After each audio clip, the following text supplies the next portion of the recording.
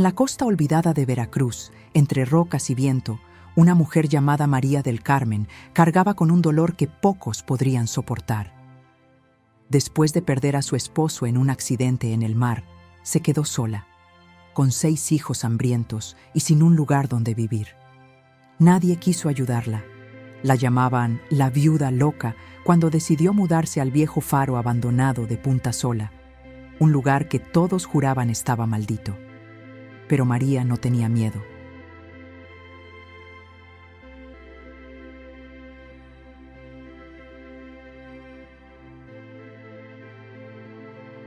Lo que no sabía era que las olas del mar estaban a punto de devolverle algo imposible, algo que cambiaría para siempre la historia del pueblo. La madrugada era fría y húmeda. Las goteras del techo marcaban el ritmo del silencio dentro de aquella pequeña casa de lámina donde María del Carmen abrazaba a sus hijos dormidos. No había comida. Solo quedaba un pedazo de pan duro y un poco de café sin azúcar. Llevaba más de 3 semanas sin poder vender los pescados secos que le quedaban.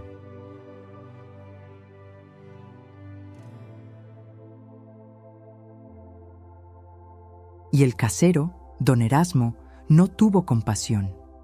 «Te lo dije, María», le gruñó, parado en la puerta con 2 hombres armados con palos. «Si hoy no pagas, te me vas».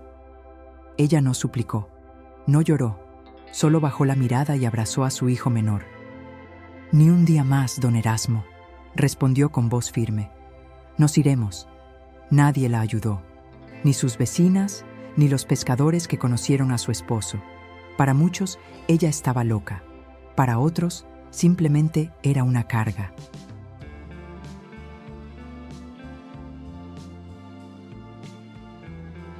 Cargó con lo poco que tenía: una olla, un par de cobijas, una mochila con ropa vieja. Pidió a sus hijos que caminaran sin quejarse, y con la luna apenas alumbrando el camino, se dirigieron hacia el punto más alejado del pueblo, el faro de Punta Sola. «Mamá, ¿vamos a vivir allá?», preguntó la niña mayor, con los ojos hinchados por el llanto. «Solo por un tiempo», mintió María, sabiendo en su corazón que no tenía otra opción. El faro estaba abandonado desde hacía más de 10 años.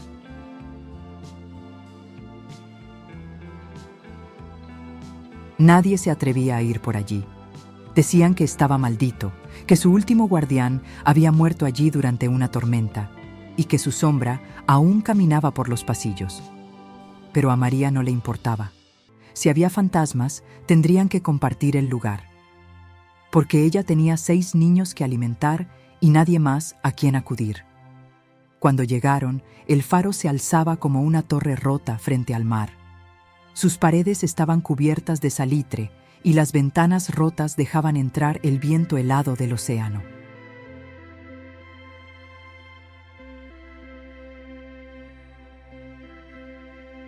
Adentro, olía a humedad y a soledad. «Aquí vamos a estar bien», dijo María con una fuerza que no sabía que tenía.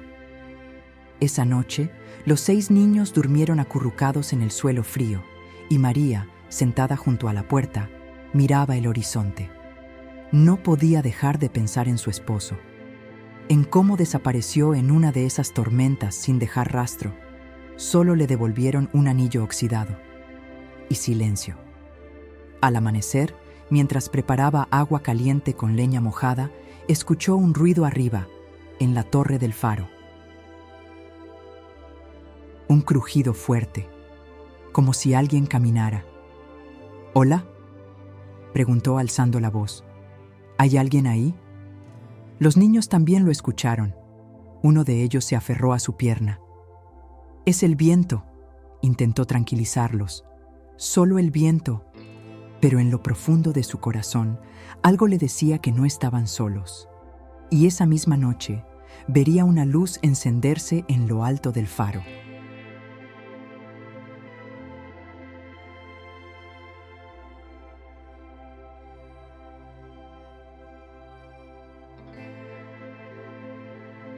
Una luz que no tenía cómo encenderse sola. Eran cerca de las 3 de la madrugada cuando María del Carmen despertó con el corazón acelerado. Los ruidos venían de arriba, de la torre del faro. Primero, pasos, claros, pesados, lentos. Luego, un chirrido metálico, como si alguien abriera la vieja compuerta de hierro que daba acceso al mirador. Pero no podía ser. La torre estaba sellada desde hacía años.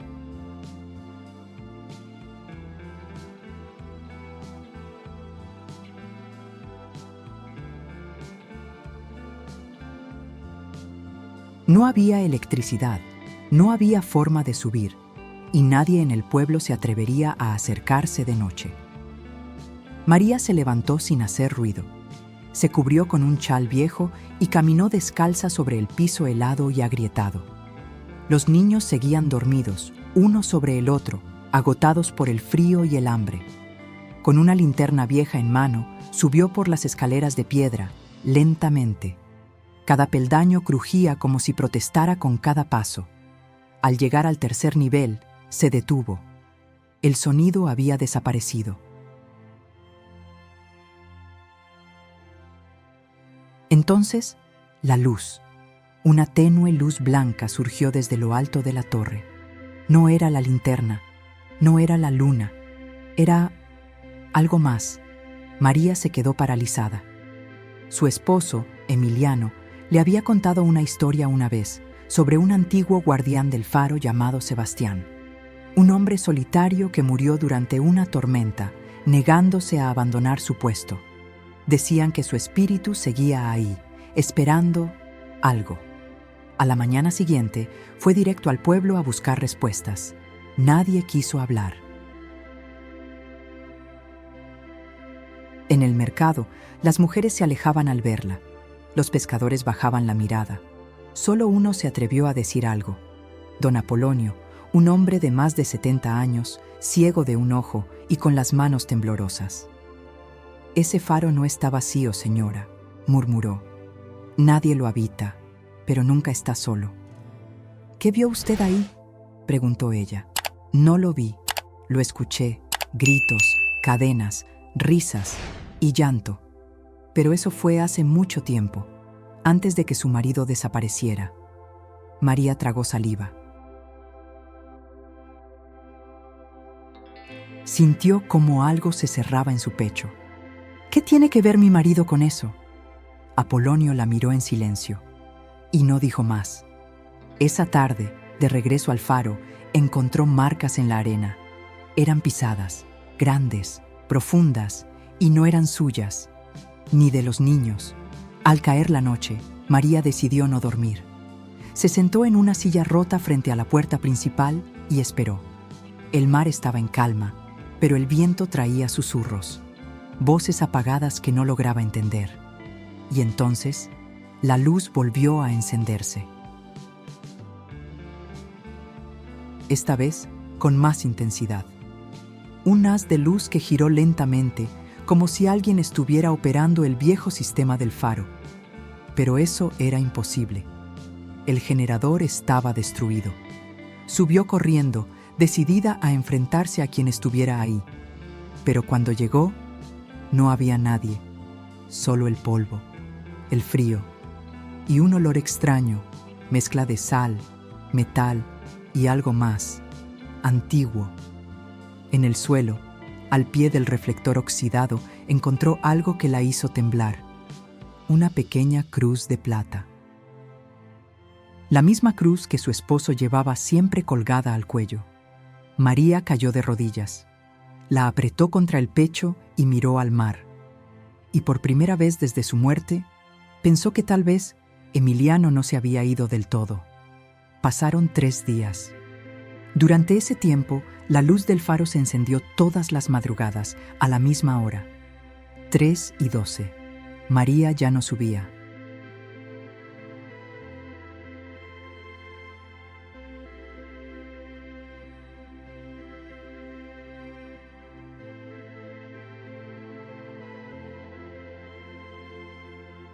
Se sentaba en la entrada con la cruz de plata entre los dedos, escuchando los pasos arriba, los ruidos, los susurros. y el latido de su propio miedo. Los niños comenzaban a tener pesadillas. El menor, Josué, lloraba dormido. Gritaba el nombre de su padre. La comida escaseaba. María solo salía del faro para buscar conchas, algas o restos que el mar arrojaba a la orilla. Pero esa madrugada algo cambió.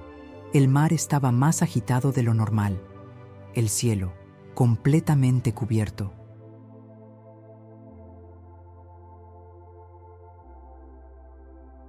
No llovía, pero se sentía la tormenta acercándose. Fue entonces cuando escuchó un golpe seco contra las rocas. Un sonido fuerte, como si algo grande hubiera sido lanzado desde el fondo del océano. María bajó corriendo con la linterna. Caminó por la playa hasta que lo vio. Una caja de madera, vieja, cubierta de algas, barniz desgastado por el tiempo y con una cerradura rota. Era imposible que flotara. Estaba hecha de un material pesado.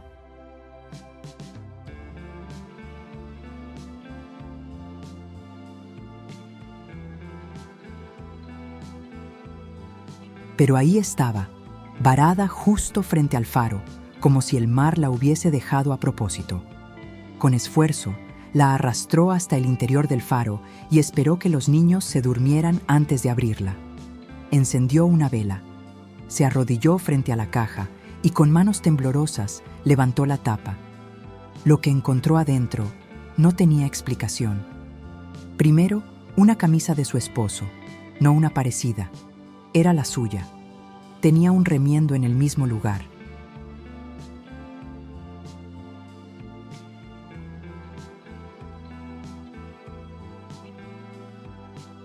Luego, un cuaderno empapado, pero con las letras aún legibles. Su nombre estaba escrito en la portada: Emiliano Herrera, enero de 1997, el año en que desapareció. Y al fondo, envuelta en un trapo negro, una carta. El papel estaba intacto, la tinta reciente, la letra inconfundiblemente de Emiliano. María tardó varios minutos en decidirse a abrirla, y cuando lo hizo, sintió que el suelo se le hundía bajo los pies.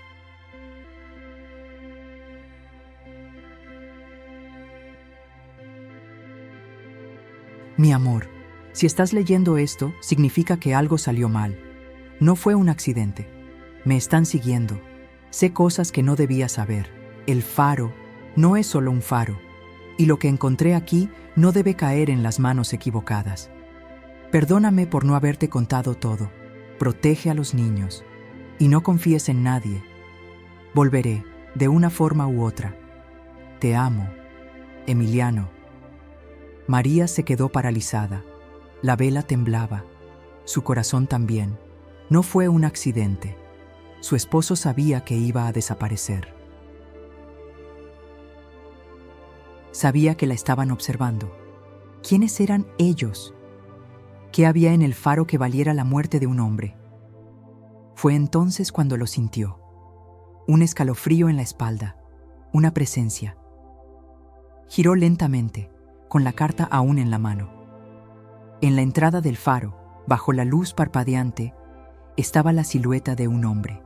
No se movía, no hablaba, solo la miraba. Y cuando María encendió la linterna, no había nadie. Solo arena húmeda, marcas de pisadas frescas y una gota de sangre en el suelo. La carta no la dejó dormir. María del Carmen la leyó más de 20 veces esa noche. Cada palabra escrita por Emiliano tenía el peso de una verdad enterrada y peligrosa. No fue un accidente. No confíes en nadie.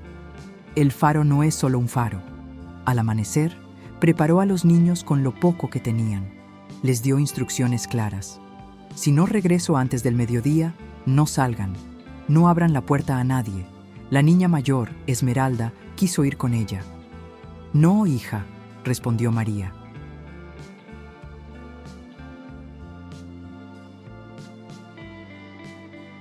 Esto lo tengo que hacer sola. Y así fue. Volvió al pueblo, al mismo mercado donde días atrás nadie la quiso mirar. Esta vez, caminó con la carta en el bolsillo y los ojos encendidos por la rabia. Buscó a don Apolonio, pero no estaba. En su lugar, encontró a otro viejo conocido de Emiliano, don Rigo, un hombre que solía pescar con él años atrás. «¿Dónde está Apolonio?», preguntó sin rodeos. «¿Qué quieres con ese loco?», respondió don Rigo. «Nadie lo ve desde hace días».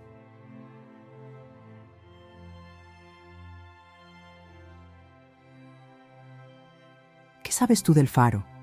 ¿Qué hacía Emiliano allí antes de morir?». Don Rigo bajó la voz. «Tú no deberías estar preguntando esas cosas». María sacó la carta, la puso frente a él. Don Rigo empalideció. «¿Quién más sabe que tienes eso?». «Nadie, por ahora». Hubo un silencio largo. Entonces, él la miró con resignación. «Tu marido encontró algo, María, algo que no debió tocar. Le pidió que lo siguiera a un almacén abandonado, donde le reveló lo impensable».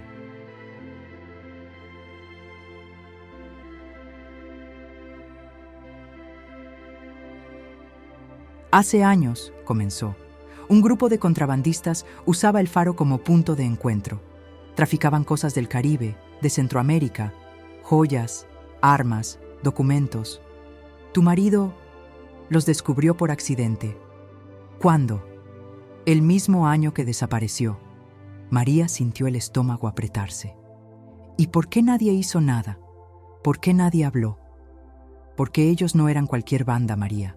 Tenían nombres, apellidos, poder. Algunos de ellos viven todavía aquí».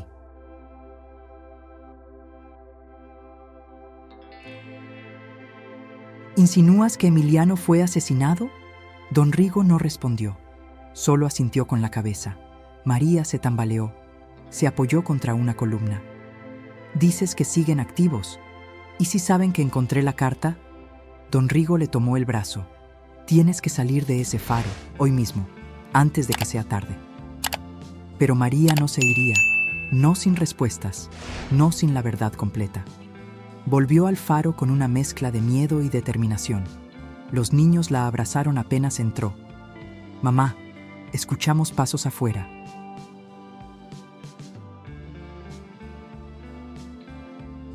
«Otra vez», dijo Esmeralda.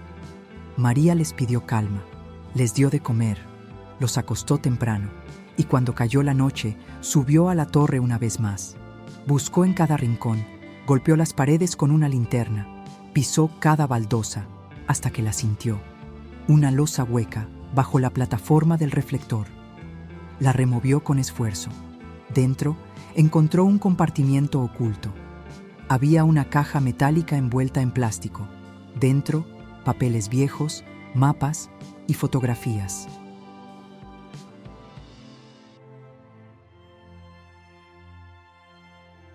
Fotografías que mostraban a hombres del pueblo, algunos conocidos, reunidos en el faro, cargando cajas con armas, billetes y joyas. Y en una de ellas, Emiliano, no como contrabandista, como testigo, como quien tomaba la foto desde las sombras. María apretó los dientes. Lágrimas cayeron sin que las notara. Entonces, algo más cayó del fondo de la caja. Un casete de grabadora. La cinta estaba marcada con un solo nombre: Sebastián.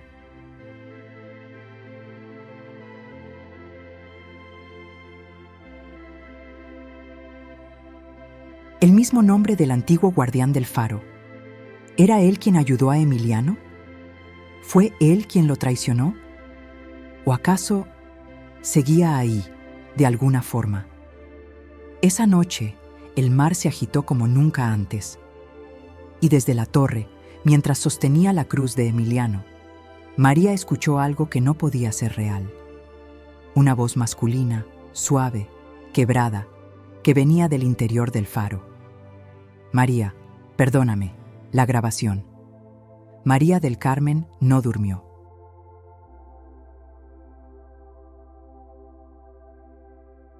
Pasó horas observando esa cinta con el nombre Sebastián, escrito con letra antigua.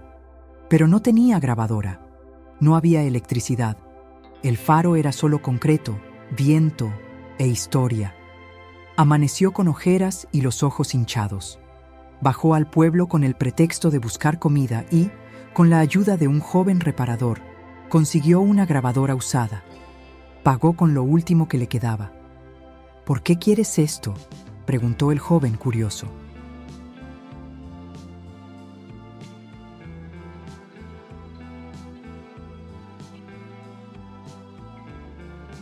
«Porque necesito escuchar a alguien que ya no está», respondió sin dar más detalles. Esa noche, con los niños dormidos y el faro cubierto de niebla espesa, María puso la cinta. El sonido de fondo era de viento y mar, silencio y luego una voz rasposa. «Si alguien encuentra esta grabación, ya no estaré vivo. Mi nombre es Sebastián Morales. Fui el último guardián del faro de Punta Sola. Lo que ocurrió aquí no debe repetirse. No fue una tormenta la que me atrapó. Fueron ellos. Los mismos que desaparecieron a Emiliano. Yo lo ayudé. Lo escondí. Pero no fue suficiente». La voz se detuvo un momento. Luego continuó más baja. «Hay algo debajo del faro. Un túnel. Fue construido hace décadas por contrabandistas, cuando el gobierno ni siquiera miraba esta costa. Ahí escondieron todo lo robado, y ahí Emiliano descubrió algo que no debía ver. Los poderosos de este pueblo hicieron lo necesario para silenciarlo, pero no pudieron con la verdad, y esa verdad volverá». La cinta terminó con un ruido abrupto, como un golpe o un disparo. María se quedó inmóvil, con los ojos llenos de lágrimas y el alma hecha un nudo, un túnel. Emiliano había estado vivo por un tiempo, y tal vez, seguía allí abajo. No esperó al amanecer. Iluminada por velas y con una linterna de mano, bajó al sótano del faro. Nunca había revisado esa parte. Estaba llena de cajas viejas, trapos húmedos y ratas.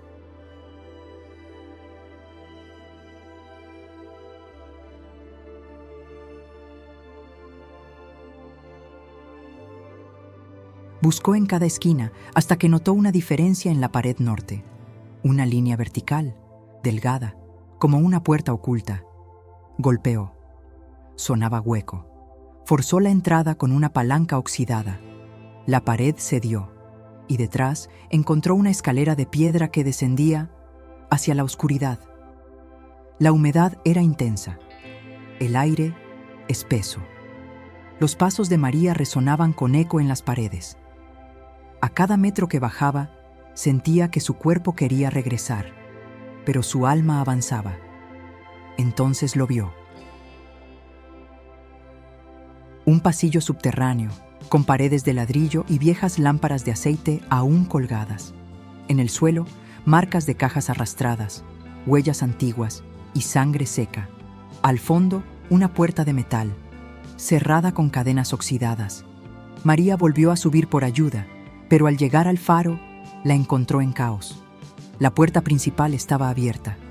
Los niños, llorando. La pequeña Estrella, herida en la pierna. «¿Qué pasó?», gritó, arrodillándose a revisarla. «Unos hombres querían entrar», dijo Esmeralda. «No nos querían hacer daño, solo buscaban algo». «¿Qué?», preguntó María, con el corazón en la garganta.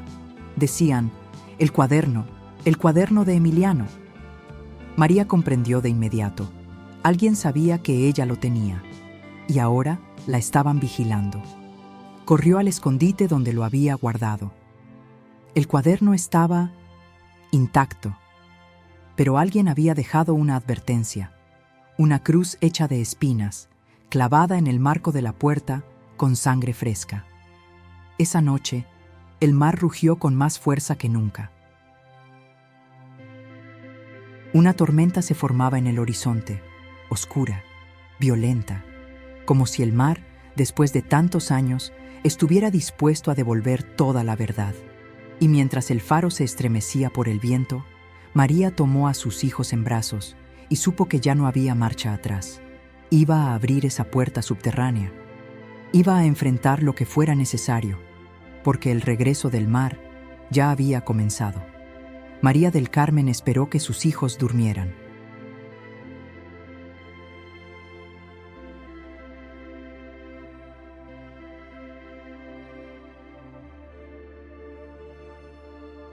Los tapó con cuidado, uno por uno, y les susurró al oído: «Mamá vuelve pronto, lo prometo». Bajó sola al sótano, con una lámpara de aceite y una mochila con una cuerda, agua y el cuaderno de Emiliano. El aire era espeso, húmedo e irrespirable. Al abrir nuevamente la entrada al túnel, el silencio era tan profundo que el corazón parecía hacer eco en las paredes. Las cadenas de la puerta metálica no resistieron mucho. Con ayuda de una barreta vieja, logró romperlas.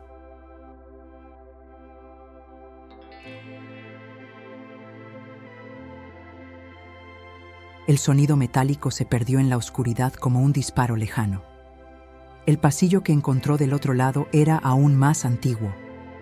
Las paredes tenían inscripciones marcadas a mano, números, fechas, iniciales y algo más. Una marca repetida en varias partes. Un triángulo con un ojo dentro. El mismo símbolo que había visto antes en una de las fotos escondidas por Emiliano. María avanzó con cautela, escuchando cada gota caer desde el techo del túnel.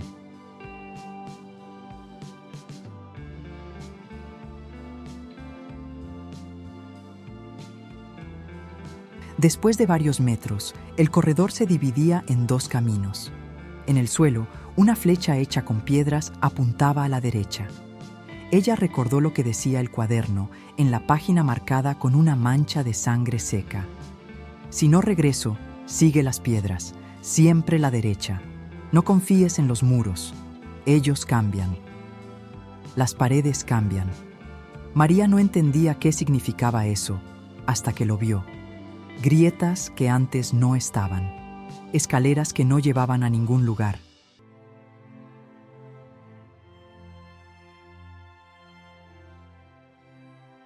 Una ilusión constante de espacio y forma, como si el túnel estuviera vivo, o protegiendo algo, pero siguió adelante. Y al final del pasillo, encontró lo imposible. Una cámara subterránea, de al menos 20 metros cuadrados, completamente sellada. Allí había cajas metálicas, cofres de madera, bolsas selladas al vacío, con armas, documentos oficiales, joyas y millones de pesos en billetes ya deteriorados. Pero eso no fue lo que la dejó sin aliento.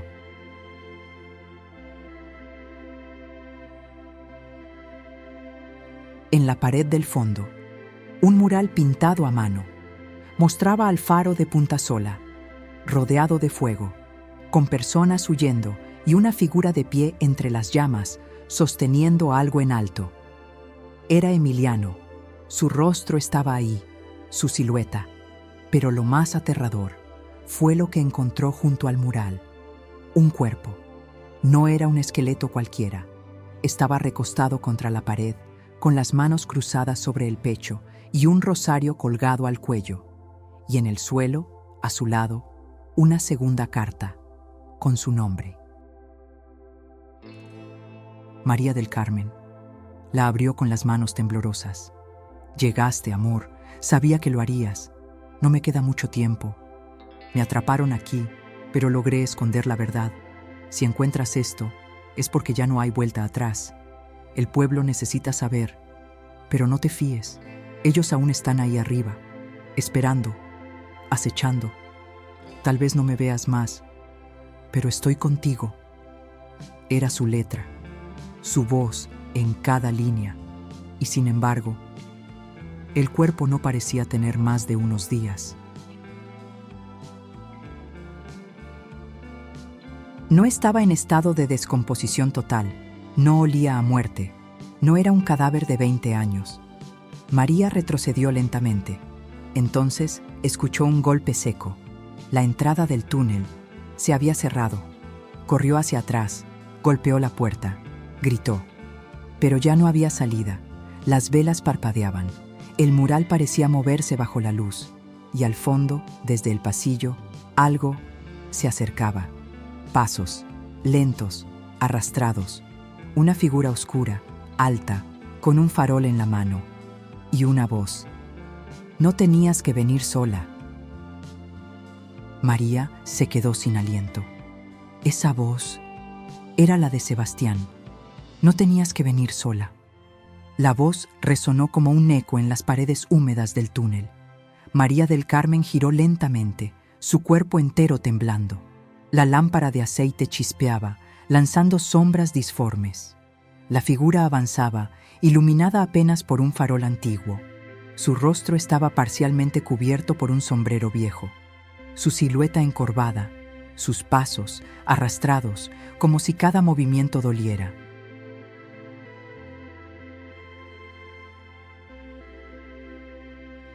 María levantó la lámpara con una mano y la carta de Emiliano con la otra. «¿Quién eres?», preguntó, aunque ya lo sospechaba. «Sebastián», respondió el hombre, deteniéndose a pocos metros. «O lo que queda de mí». El silencio fue tan espeso como el aire del túnel. Tú lo ayudaste, ¿cierto?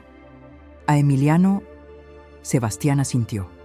Lo escondí aquí, lo cuidé, pero no fue suficiente. ¿Lo mataron? Sebastián no respondió de inmediato.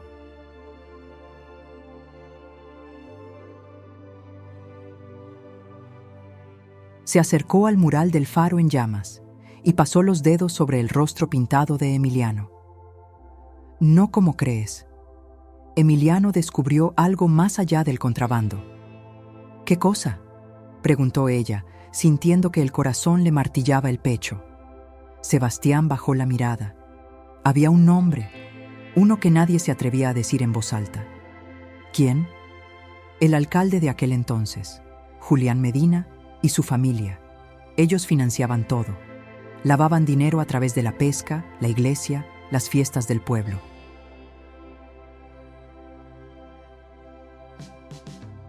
Emiliano lo descubrió y lo pagó. María sintió náuseas. Recordó el rostro amable del entonces alcalde, un hombre que había llorado en el funeral de su esposo. ¿Hipocresía o cálculo político? ¿Y cómo terminó aquí? ¿Por qué su cuerpo no está como debería? Sebastián apretó los puños. Porque no murió de inmediato. Lo escondí en esta cámara, malherido. Durante semanas le traje comida. Vendé sus heridas. Pensamos en huir, pero un día desapareció, sin dejar rastro. Solo volvió su ropa y esa carta que tú encontraste. María lo miró fijamente. ¿Entonces ese cuerpo no es de Emiliano? Sebastián tragó saliva. Bajó el farol. No lo sé. Llegó aquí hace unos días. Cerraron el túnel por dentro. Quieren hacerte creer que él murió aquí. Pero eso es una advertencia. María dio un paso atrás. ¿Quiénes son ellos? Sebastián levantó el rostro. Por fin, la luz reveló sus ojos. Hundidos, enrojecidos, más vivos. El nuevo alcalde, el hijo de Julián. Cristóbal Medina, dijo María con rabia. Él viene cada año a recordar a los desaparecidos del mar. Falsedad, escupió Sebastián. Él quiere recuperar esto, todo lo que está aquí, porque sabe que tú encontraste las pruebas. ¿Y por qué ahora? Porque el mar ha empezado a devolver lo que escondieron. Sebastián la guió hacia una segunda puerta, más estrecha. Detrás, una sala más pequeña. Papeles oficiales, registros de pagos, fotografías, videos en cinta, nombres, muchos nombres.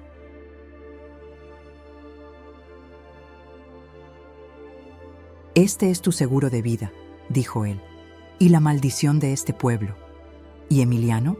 ¿Dónde está? Sebastián no respondió. Dime la verdad, insistió María. ¿Está vivo? El anciano se acercó. Le tocó el hombro con suavidad. Si está vivo, lo sabrás muy pronto. Y en ese instante, el suelo vibró. Un estruendo, como si una explosión hubiese sacudido a toda la costa. El faro, arriba, tembló. Las lámparas colgantes se movieron. La tierra escupió polvo y una grieta se abrió en el techo del túnel. Sebastián empujó a María contra la pared, cubriéndola con su cuerpo. «¡Van a derrumbar esto!», gritó. «Quieren borrar todo. ¡Y mis hijos están arriba!», gritó ella desesperada. «¡Corre! ¡Ve por ellos!». Pero antes de que pudiera moverse, otra explosión sacudió el túnel. El techo comenzó a ceder, y lo último que María escuchó fue la voz de Sebastián. «¡Corre, María! La verdad ya no se puede enterrar». Todo temblaba.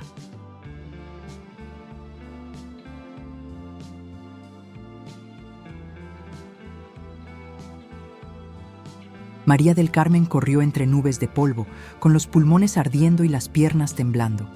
Detrás de ella, el túnel se venía abajo. «¡Sebastián!», gritó, volviendo la vista atrás. Pero ya no lo vio.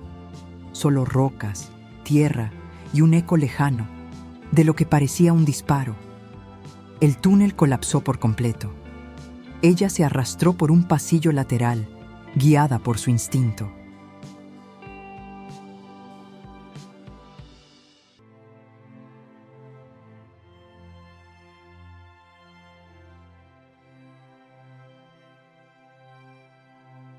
Subió unas escaleras antiguas, resbaló varias veces, y cuando al fin vio la luz tenue de la entrada al faro, sus ojos se llenaron de lágrimas.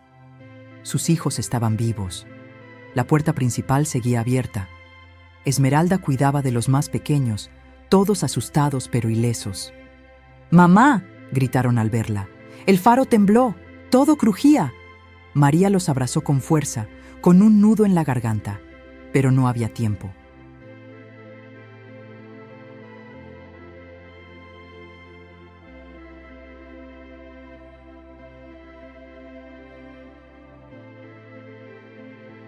Agarró la mochila con las pruebas y corrió hacia el único lugar donde sabía que podía transmitir la verdad, la vieja estación de radio del pueblo. Al llegar, el lugar estaba vacío. El operador no estaba, pero el transmisor funcionaba. Colocó el micrófono frente a sí, encendió la señal y habló. «Mi nombre es María del Carmen Herrera, y lo que voy a decir puede costarme la vida». Y lo dijo todo. Nombró a los Medina. Describió el túnel, la evidencia, la carta, las fotografías. Habló de Sebastián.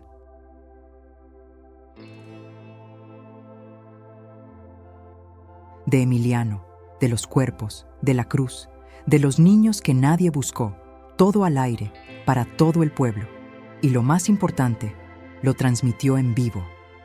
A los pocos minutos, los teléfonos comenzaron a sonar. Gente del pueblo llorando, gritando, diciendo: «Yo también perdí a mi esposo ahí. Mi padre desapareció y dijeron que se lo tragó el mar. Yo vi al alcalde entrar al faro por las noches». El escándalo fue imparable. 2 horas después, llegó la policía estatal.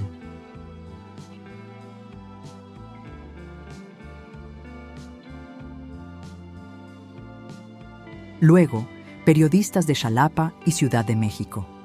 Helicópteros sobrevolaban Punta Sola.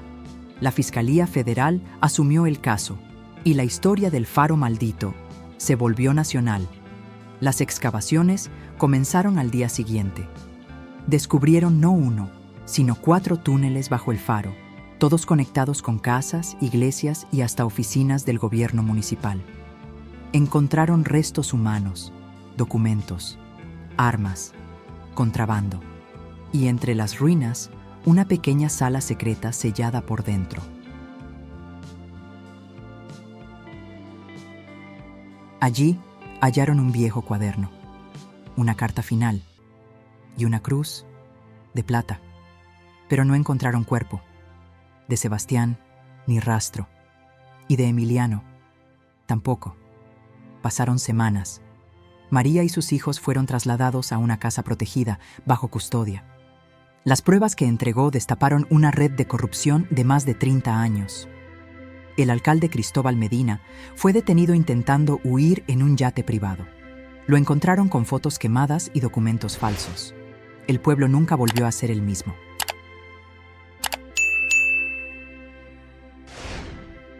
y el faro quedó sellado, cerrado por orden del gobierno. Pero cada noche, cuando la marea sube y el viento sopla desde el norte, una luz se enciende en lo alto de Punta Sola, aunque no hay electricidad. Y algunos juran que han visto una figura solitaria, de pie junto a la linterna, mirando al mar, esperando, porque el faro nunca estuvo vacío. Si esta historia te estremeció, no te vayas.